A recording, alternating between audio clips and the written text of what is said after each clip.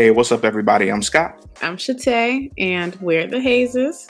Welcome to the Love Haze podcast, where we believe that healing and wholeness are not destinations. That's right. We believe their journey, y'all. And here on the Love Haze, we talk about how to navigate through it. That's right.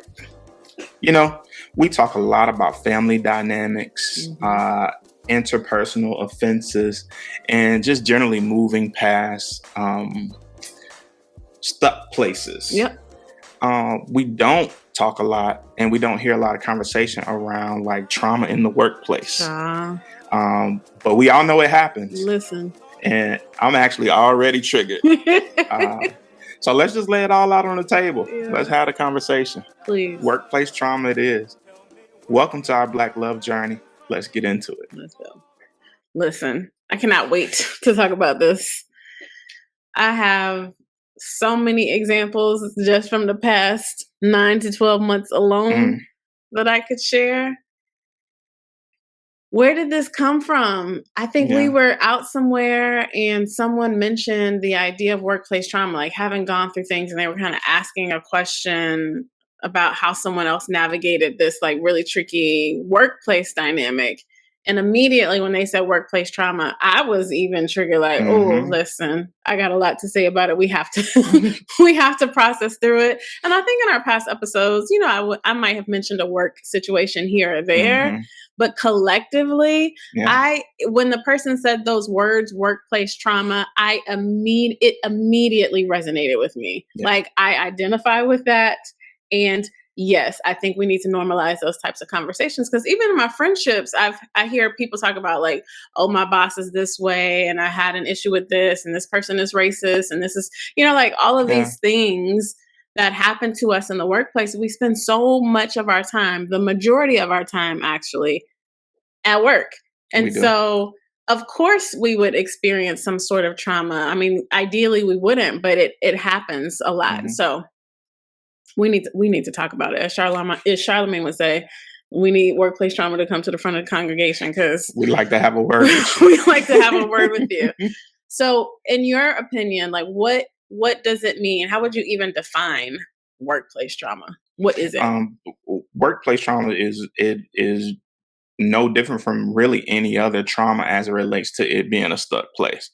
I think it is unique in that most of us have like our own persona that we bring to work. Like this idea that I'm at work and I have to show up in this way. Like I have to be professional. I have to be this. I have to be that. I have to be customer service oriented. I have to be all these things that sometimes are different from who I really am. And workplace trauma is just it is, you know, this idea that things happen to us in our place of work that a lot of times we are forced to have to move past, or to have to gloss over, or to have to put aside because we need to earn money. Yeah. And a lot of us will allow the trauma to happen and to go unaddressed because we have to have a paycheck. We have to have those means of taking care of our families and doing the things that we want to do, the things that we have to do. So a lot of times folks are traumatized over and over and over again in the name of like, I have to do this for my career. And it differs, in my opinion, because with interpersonal relationships, a lot of times we talk about having the opportunity to opt out. Yeah. And how quickly we can decide like, this isn't for me. I don't want to be in this relationship anymore. And people do that with jobs as well, but it is a lot more infrequent. We're a lot more inclined and probably willing to stay in work relationships because, you know, this is how I survive. We have bills to pay. There's so much to even unpack about what you said. You mentioned, in my opinion, this is my interpretation of what you said, code switching, people showing up differently than who they really are. Showing up as your authentic self, having permission to do that at work. So those are two separate conversations just in and of themselves. And if y'all want to hear that, please hit us up, leave us a comment, let us know if those should be topics. But even without that, all the other things that you said, you mentioned about we stay because we got bills to pay. And so then that puts me in a mindset of trauma around finances and money and lack, right? That so much of our community has. And like, you better keep that good job. You better keep your good government job. Like all of these things where we are maybe have been in a certain point in our lives taught to just stay in these relationships because that's what it is, this relationship with your employer, when it might not be a healthy one because you have bills to pay. Have you ever experienced workplace trauma? And if so, please give us an example. Tell us what happened. It's still so triggering for me. You can, it doesn't have to be details. No, I'm going to give all the details. And I purposely wore my I'm healing shirt today just so y'all know. If I cuss about it, if I call her name, listen, I'm still impacted. But yeah, so I had an opportunity to think that I had a great relationship with my supervisor at the time. And she asked for some honest feedback about like her management style, about how we were getting along. And it was it was in a clinicians meeting. So it was a group of psychologists and social workers. And, it was our small monthly meeting. And she was just asking about her management style and, asked for some honest feedback and, kind of said that she wanted to use the feedback to be better. Yeah. And wanted to know how we wanted to be managed. And should I let her have it? I'll just let her know that, your management style really doesn't work for me. It feels very micromanaging, and gave her examples of times when she had already made up her mind about something that we had to do, an assignment that was coming.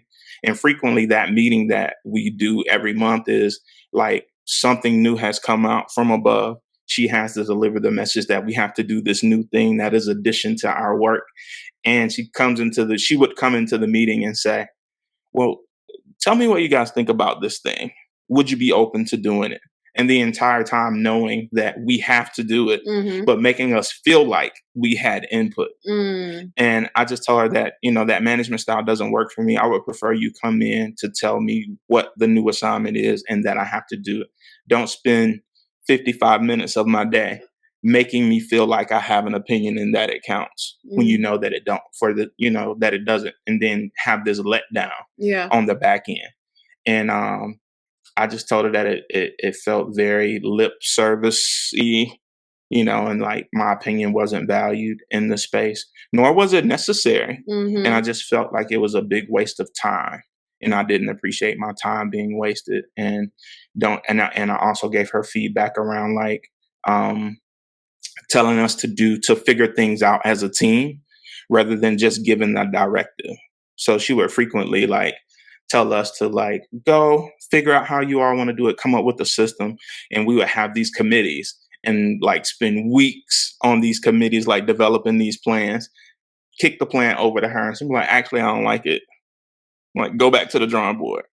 I hate that kind of stuff. And then she would do it and then basically write her own plan and have us feel like we came up with this. So just like layers and layers and layers of like time wasted. And gaslighting. Right. And when you could just give the directive. And the fallout from that feedback was tremendous. She stopped speaking. I got less than favorable review at the end of the year. I ended up having to call the union, get the union involved. I had to prove, that I was outstanding or exceptional to get my rating changed. I had to provide like all of my numbers, all of those things. And it was really about the feedback that I gave her. It wasn't my quality of work. It wasn't any of those stuff. So I had to change how I did business with her. And it's still harmful for me when I hear people and new supervisors ask me to give them feedback, because now I'm like, you don't really want it. I'm not going to do that. It sounds good. Right. But I'm not going to do it. Yeah. Because I don't know that everybody can receive the honest feedback that they ask for. That's a lot. I might feel a little bit triggered too. Because I be want to tell everybody off. Like, I don't understand. I done sent him leadership book topics to pass on and everything. Just the amount of chaos. You do be somewhere like, get this to your boss. Because they're doing it wrong. Goodness. What about you? I'm still sitting in your stuff. Which one do you think I should talk about? Because honestly, I think one of the things that has probably weighed on me the most recently is, this is just, my example is not typical of the company where I currently am. It is a symptom of the workforce in general, especially in tech. Lots of layoffs have ensued over the past year or so. Huge companies. I know Netflix had it. My company had it. Like, just a lot of different tech companies had layoffs. That's one of the most recent ones. I'm thinking about all these other ones as well. But that one, because it's the freshest one, was what was triggering about it. I had never really been through a layoff before. I can say that, in 2008, when there was a recession, I was pursuing a dance career, building a dance career. So that doesn't impact me the way that it does for a lot of people. So when a lot of people's trauma, I've noticed in a corporate space, is 2008 recession and losing their jobs and losing everything. So anytime there's so much anxiety, and I lead my team is different now, but at the time of the layoff happened, led a team of like 40 people. And even years before this, people are so sensitive about layoffs. Of course, yeah. And it's 2008 really inspired. So that's the trauma that people have. And so they're always like nervous about being laid off. Well, the way that our company did it was on one hand, I understand it's a large company, it's publicly traded. You can't really say anything to anybody until it's time to like pull, make the move. And there were so many people making decisions about our work that had no idea about our work. So, imagine being like going to listen to an investor call on a Thursday, and right before the investor call, the CEO saying, "Oh, by the way, we're about to have workforce reduction to the tune of 20%, and we'll let you know. We'll let you know who it is." And like, then you have to enter your weekend like that. Right. Do you know how like it was? I can't even describe the feeling that people had. Or it's almost like being in the movie and you hear that music like dun dun dun. dun. It would be like, all right, have a great day. So you're like, wait, what? And then going to the investor call and hearing them tell investors, yeah, we're doing this workforce reduction, 20% of our workforce, and investors praising it. Like, we think that's a really smart move. Congratulations. I'm excited about and like your workforce listening to this happen.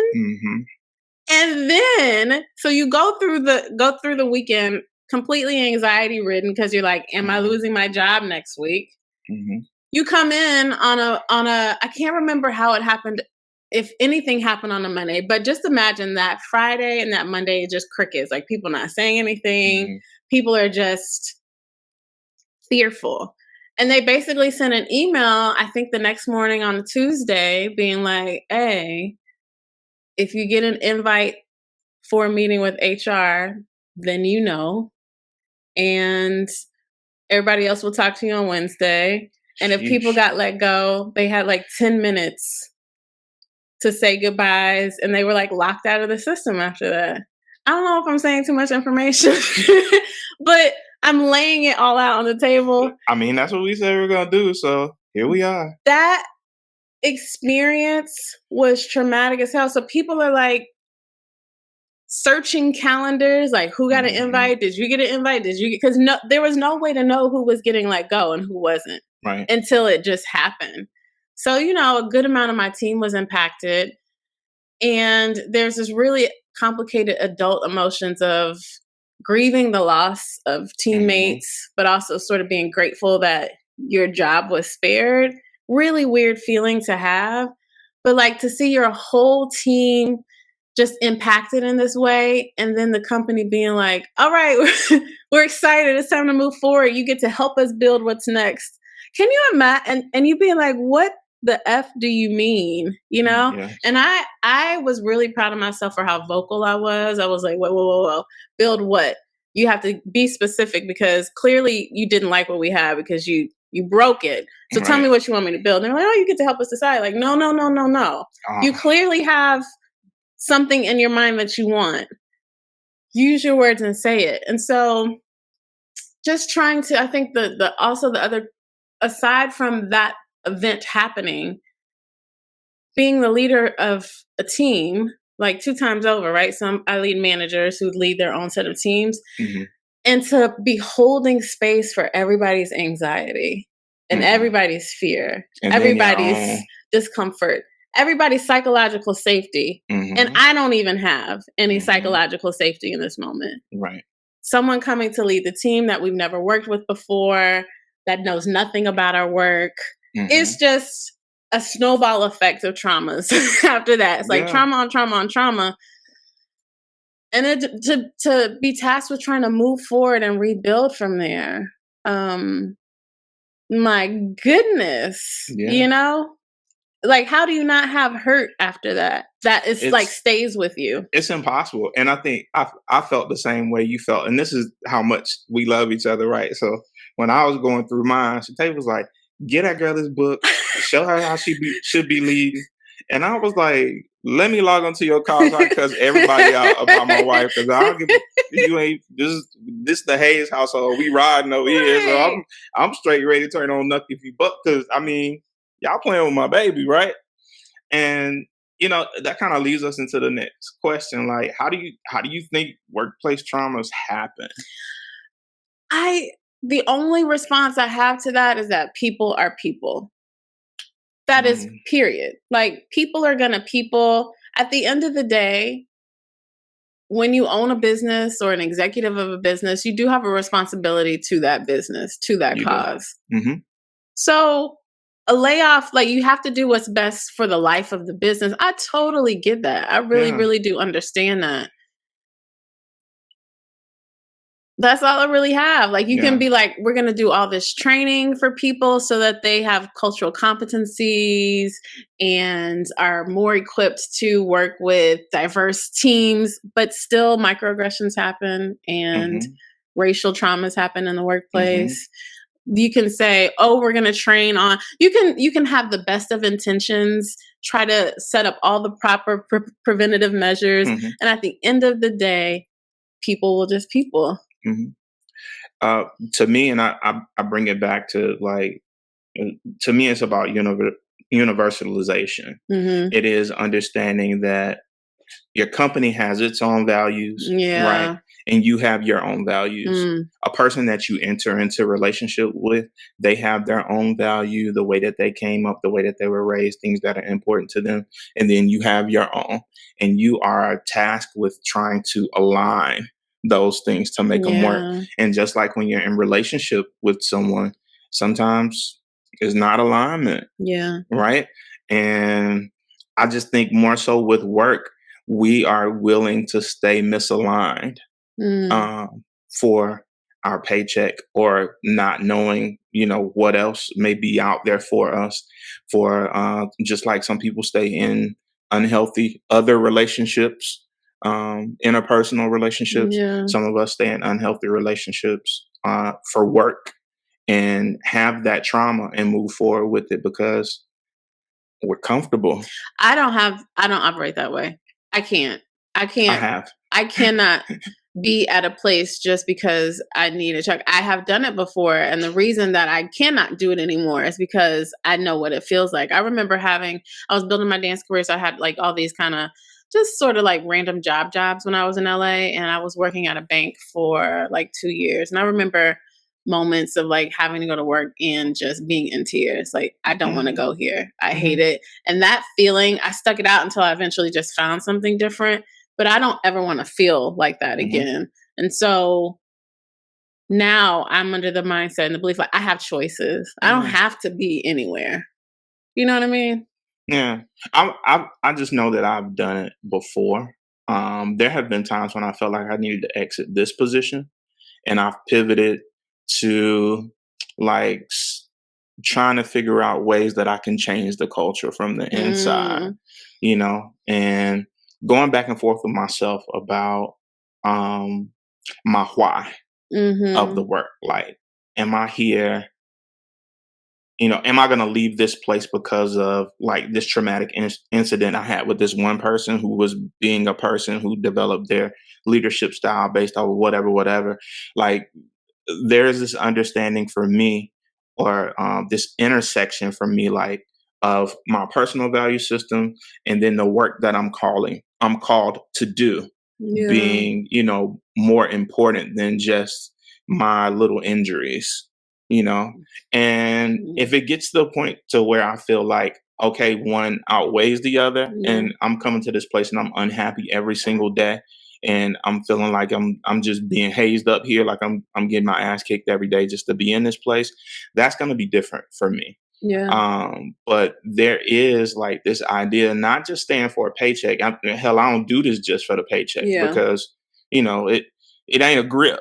I get paid well, but it ain't a grip, and I could get paid better doing other things. But I get great joy from seeing like my people get off drugs, get stable on their mental health medications, learn how to thrive in their life and not just survive, those types of things. So I really value what I do in my workplace, and the politics and the red tape is on the other side of that. You know what I'm saying? So my choice to stay a lot of times and have that trauma even is that my purpose is bigger than my stuck place. That's a lot to even sit with there. You see, I had a visceral reaction to even the politics word, like, oh, I cannot stand it.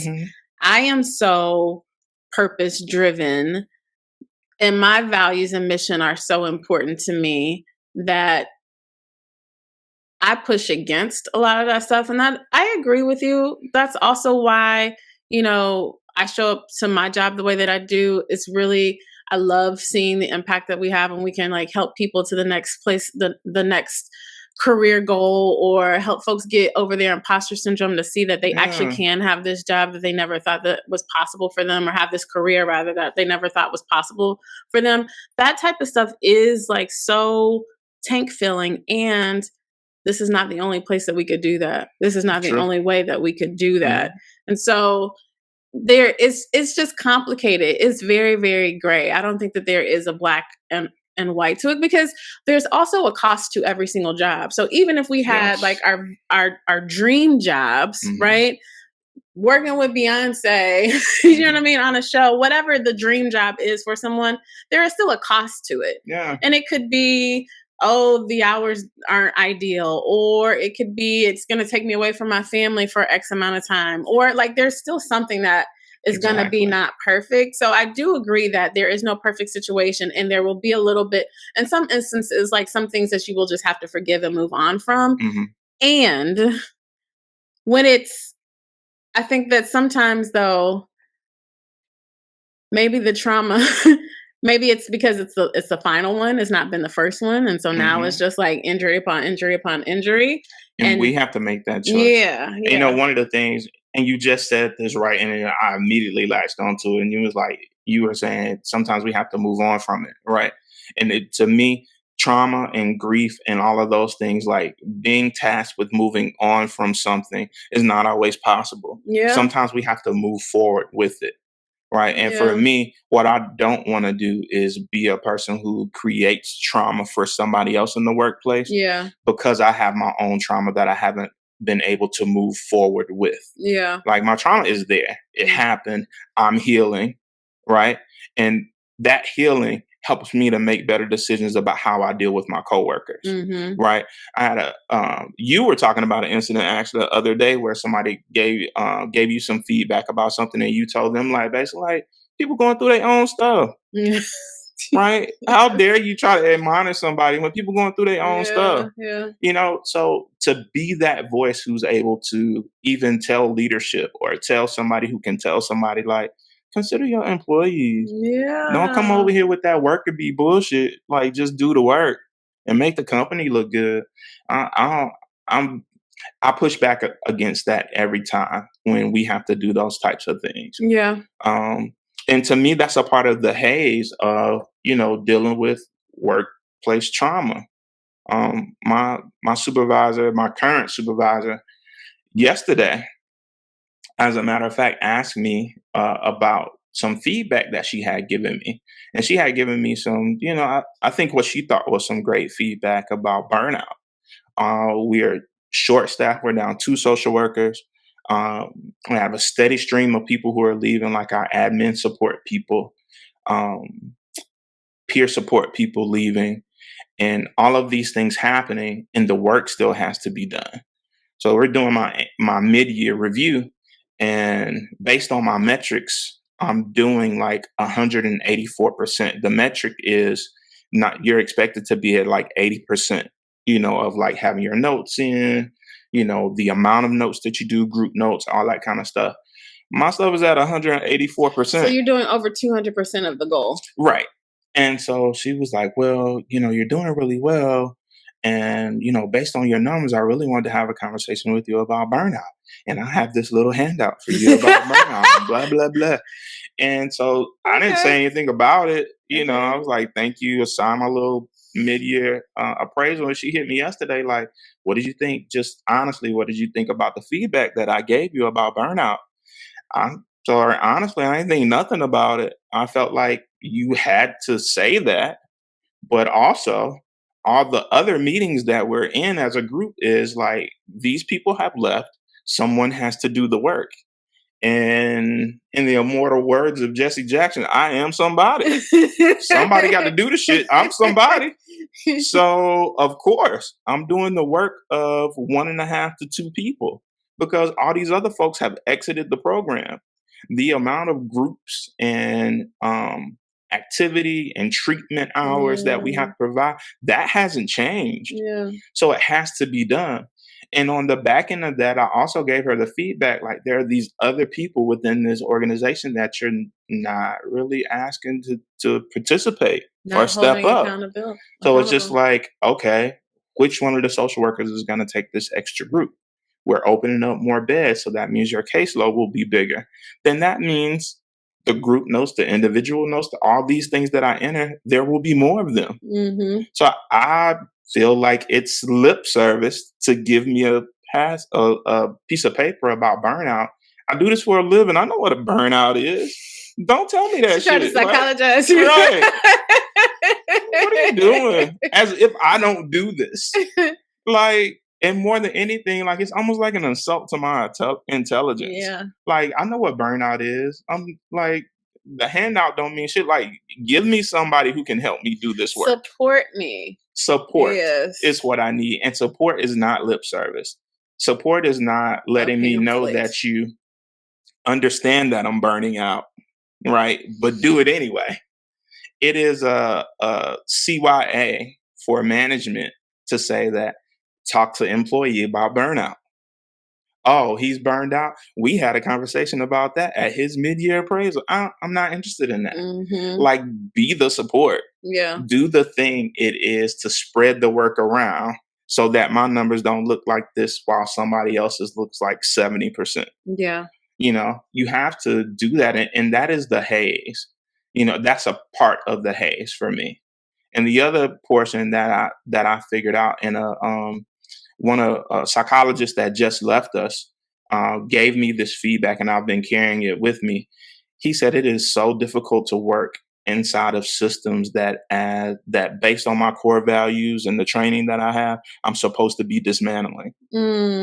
I'm supposed to be dismantling systems that operate in this way. And I'm forced and choosing actually to work in the system and try to change the culture from the inside. And everybody has to decide when it is enough for them.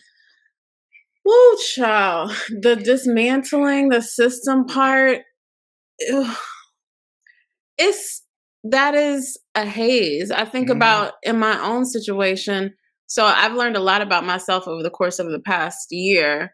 And I did not realize, I think, how much I was an advocate for the people, right? So my people in terms of my team, my people in terms of I lead our Black ERG, like those I consider are my people. I'm thinking of just like people in general against these like institutions, ideas of institutions, like, right, the corporations. And so I find in so many of my meetings, and I think that's probably also the exhaustion that I've had over the past year, I feel like I am the one that's still trying to advocate for the cause of students or team members. And so then it feels like I'm showing up as a pushback Patty. I know you've said that, like, you feel like you're always a person that has the feedback or the thought that is counter to what everyone else is trying to accomplish, because it feels like everybody else is trying to accomplish what the man or the company or the institution or the system wants, and are not like considering the people. You cannot move forward with the system without the people. They're so integral.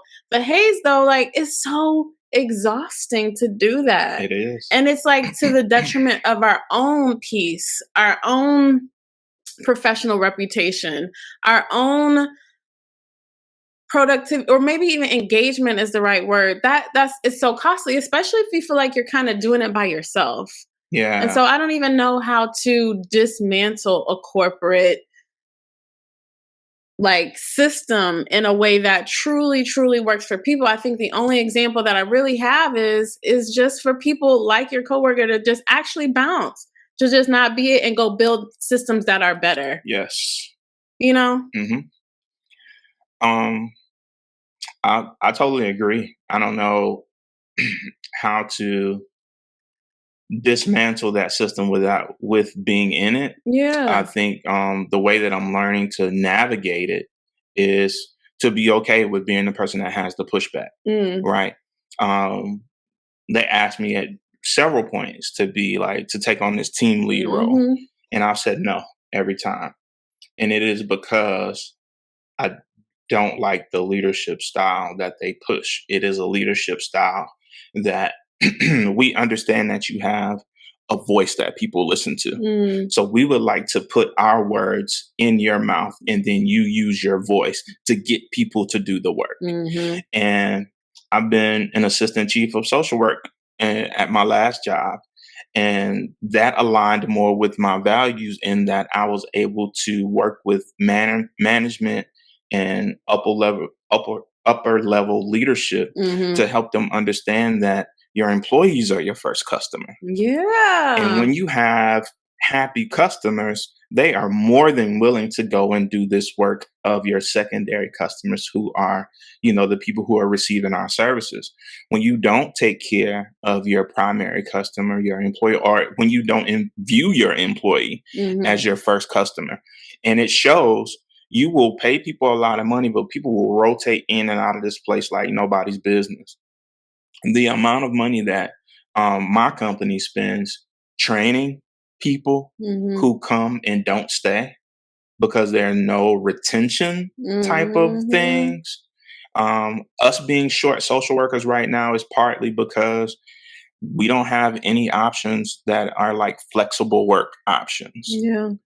People are still teleworking. People are still free to like have 2 or 3 days of work where they can take 2 or 3 days a week where they can take care of family issues. They can really like have the flexibility to work from home from time to time. And there's a lot of the work that can be done from home. Yeah. But the section of my company that I work for is like, no. The people are here, so you need to be here. And people just not signing up for it. Yeah. So we've had a vacancy for much longer than we needed to have one because ain't no flexibility options. People just not willing to do that. And I'm willing to take on my role as pushback Paul to try to help them see. And I don't mind being the worst. People be looking at me on the call like, when Hayes gonna say something? I mean, I like pushback Peter better than Paul. I'll take that. As long as it ain't Patty, right? It'll be good. But I don't mind having that role for as long as I'm here. Yeah, I'm always gonna be an advocate for the people, and I'm gonna write it down every time I give you pushback. And when you bring me numbers that are inconsistent with what you say you want, I'm gonna show you the numbers on how many people have left this place because we don't have these employee retention things in place because it doesn't look like we care about our people.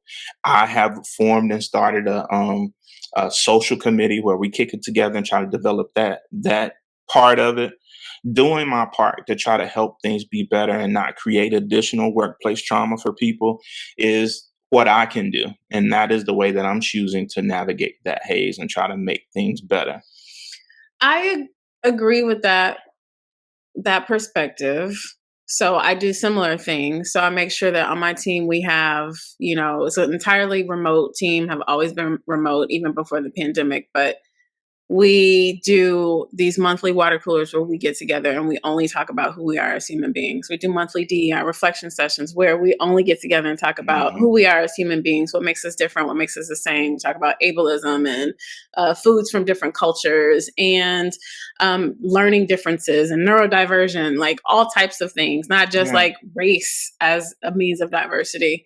We do professional developments together where we're learning together. We do these retrospectives once a quarter where the team can give feedback on what worked and how we're doing work and what processes aren't working and what we want to change. And we implement those changes together. So I get a lot of feedback from my team that within this team, I feel supported and safe and seen, and other places it's not so much.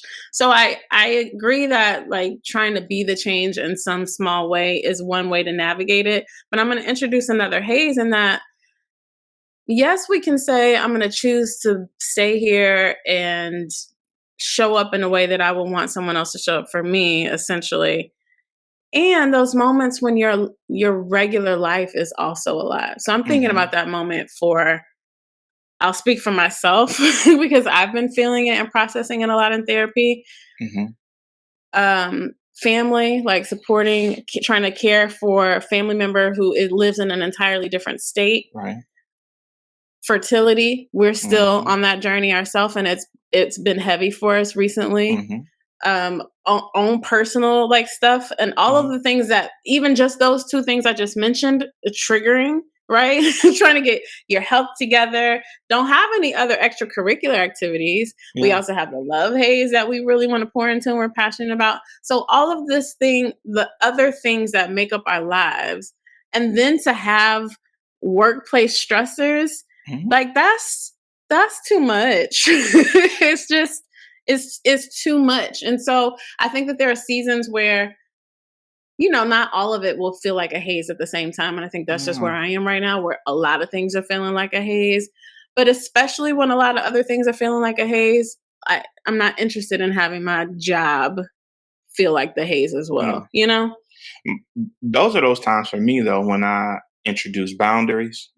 Or I firm up those boundaries. Where I take my mental health days, where I take vacation. And there was a point in time in my career where I felt like, oh my God, if I'm away, what if something happens with one of my people? What if they go AWOL? What if they relapse? Oh my God, nobody can do it except me. I allow folks to call me on the weekend, all that kind of stuff. I don't do none of that shit no more. You got me to around 5:29, maybe 5:25, maybe 5:15. No, because I'm out. I'm gonna give you all that belongs to you during that period of time that I'm supposed to be at work. When it is time for me to be on lunch break, I'm on lunch break. I might take my meal prep and get in my car and go. And when it is time for me to leave that place, I'm up out of there. And being able to talk about workplace trauma and workplace stressors in therapy has been very helpful for me. Being able to have even my therapist tell me, like, you need to set better boundaries. You need to not answer the phone during this time. You need to let them figure out how they'll handle it. And I've been on a phone with a nursing staff member who called me on the weekend and told me, like, one of my people went AWOL. And I was like, who gave you my phone number? This is not a VA issued phone. You shouldn't be calling me, and do whatever you would do. Because I'm not a police officer. I'm not putting on some pants and coming to see about this person. Like if they gone, it's because they wanted to leave. It's not a prison. Yeah. It's voluntary. So redirecting that type of energy and not allowing myself to be sucked into work when I'm off. Yeah. You know, in any type of fashion. I have colleagues who gather in like uh break room style area and they have lunch together. I've done it with them once or twice, and I'll do it with them when we have like a special celebration that I'm in charge of or something like that. But I don't gather with them every day for lunch because eventually they start talking about work. And that is not my value system. Yeah. Like, don't talk to me about work while I'm on this little bit of my break. Because then you're preparing me for what I need to do at 1 o'clock when I'm off of my break. Like, no, send me a Teams message. I'll see it when I get back around by 1:06.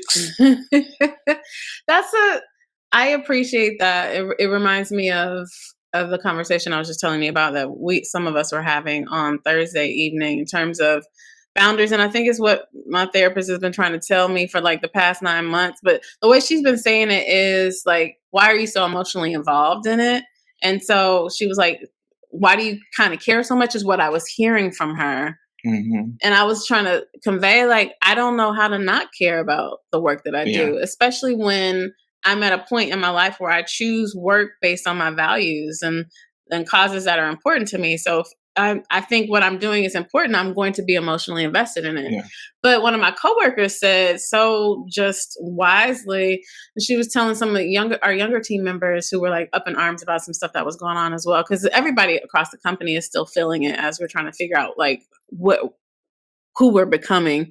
And she was saying, you know, like, you got to protect your energy. Like, why are you so invested in this way? Like, save some for yourself. Protect your energy, because you know what? This stuff is still going to be here. And to your point, it's going to carry on without you. Like, if you think about Jamie Foxx, I think I saw somewhere, I don't know if this is true, but, you know, he has a dire medical condition. He's in the middle of filming. I think I saw somewhere where they got a stunt double to like finish his work. So we have to take care of ourselves. And so when she said it in that perspective, like save some for yourself, it finally sunk in. I was like, and I even said to her, I was like, I think that's what my therapist has been trying to tell me for the past 9 months.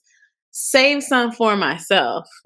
Take the mental health day if you need it. Because then I also like have this issue where I don't always give myself permission to just take a lot of time off for whatever reason. I feel like I need to be there. And so, yes, I hear you in terms of navigating the haze, is like setting boundaries and saving some for yourself. Any others, would you say there? Just love yourself enough to do it. And please love yourself enough to leave when it's time to go. That too. Just knowing enough is enough. Like with your boundaries, I choose to make sure that my boundaries are so firm that people, I would hope, don't even try me in that way. Recently, I had to tell a colleague, like, I can't cover this thing anymore while you're away. I know that, you know, I've apparently the feedback that I got was like, you do this so well, I want you to be my go-to person. And the reward for a job well done in these settings is more work. You know, and when you understand that about the structure of a lot of businesses, you'll understand more that it ain't a whole hell of a lot to be gained from being everybody's go-to person, you know? And what it is that people will never branch out to ask somebody else to do it. You know, what's that term that everybody says? Get somebody else to do it. Get somebody else to do it. They won't spread the love if, oh, this person does it so well, I want you to always be my go-to. And it's fine to be dependable, but none should depend on me that much to where I can't have my own peace and my own boundaries and do my own work because I got to be worried about trying to cover for you while you're away and making the whole place run. And it won't be right unless it's you. I'm not going to let anybody sell me that bullshit because it'll be fine.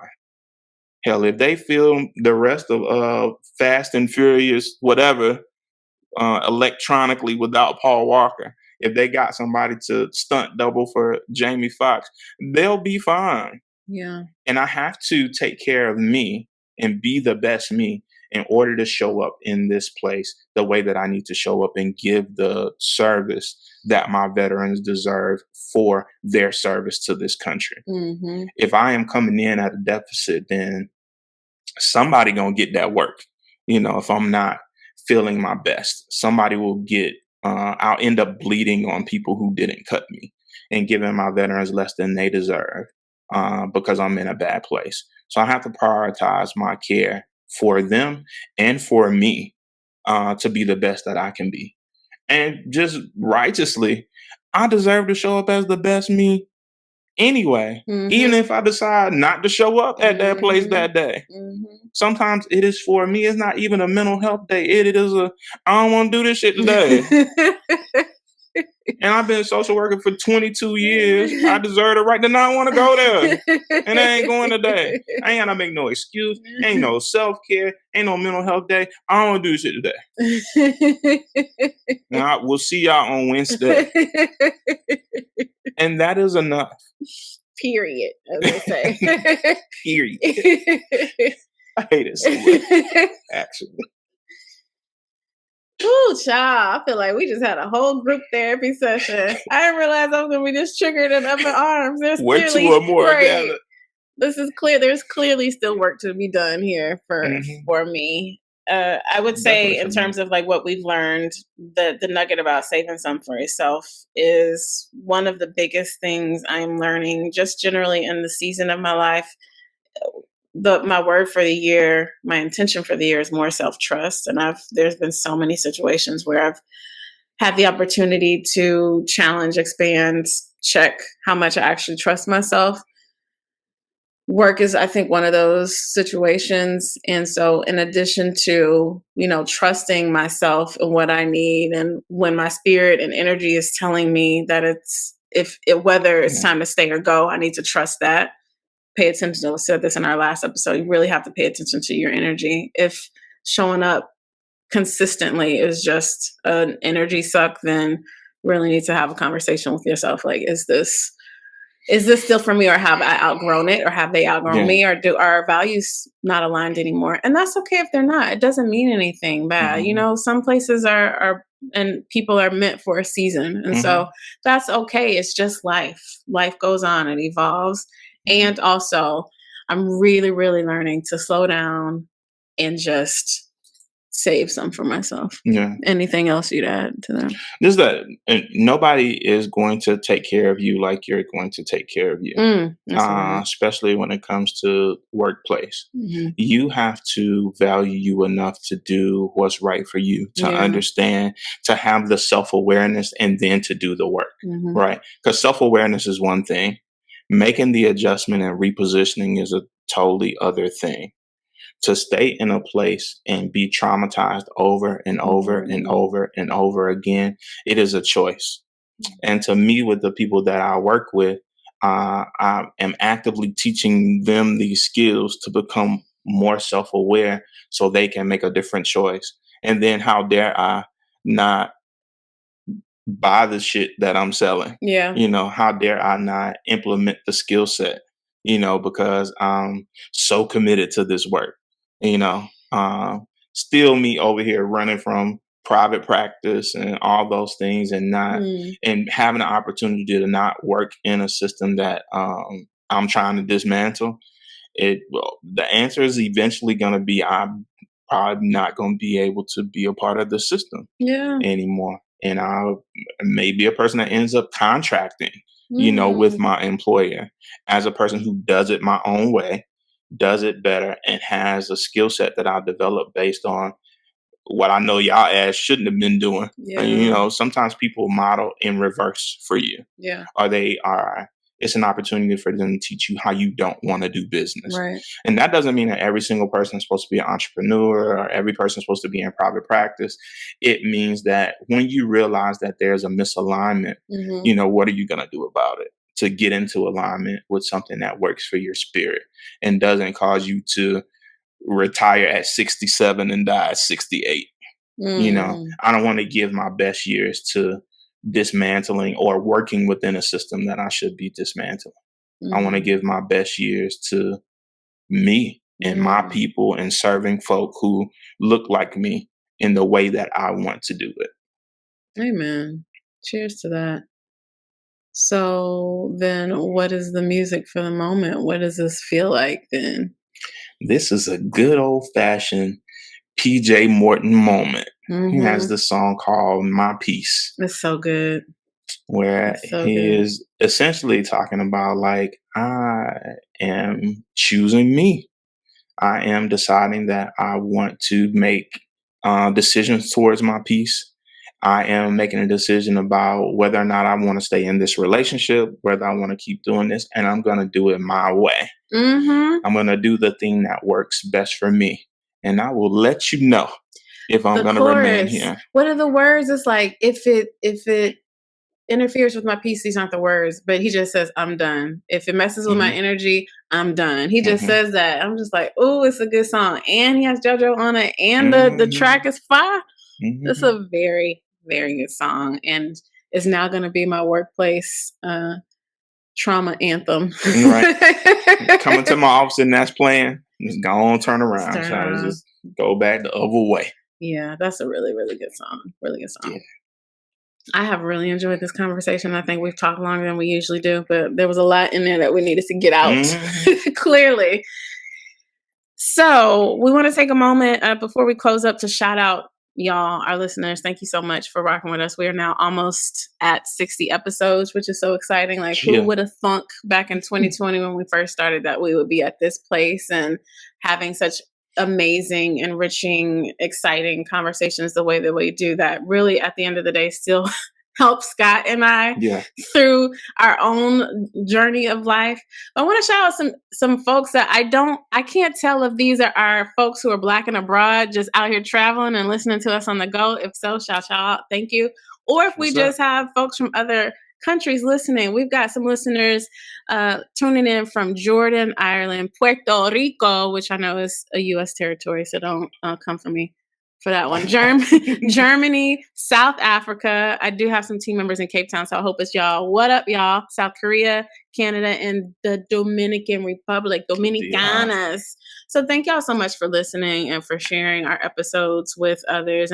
And we really hope that these episodes inspire you to check out the rest of the programming that we have. We have our Man to Man, the second one coming up in June. And we've got a really cool panel on therapy from a client's perspective coming up for Mental Health Awareness Month. And we are really, really excited about that. To tune in to everything that we have, just check us out at The Love Haze nope, that's not what I want to say. thelovehaze.co. And with that, did you want to add anything to that before? Nothing other than just to say that, we are encouraging folk to just be in process. Yeah. We are not here as healed individuals. Like, we are healing. Right. And we are hopefully having healing conversations and conversations that encourage other folks to start the healing process or restart it or continue or whatever it is, and just be in process. Yeah. Just do life together, man, and be folk who are figuring it out. Amen. Amen. Well said. With that, like we always say, life will always present us with the haze, but we have everything that we need within us to navigate through it. And more than anything, we appreciate y'all coming along for the journey with us. Join us next time. We appreciate you for joining us this time. And just know we're going to take the journey together. All right. Peace. Like, follow, subscribe. Already. And if you in the Dominican Republic, holler at your boy. Really? Trying to come through. Maybe not. Bye, y'all. We out.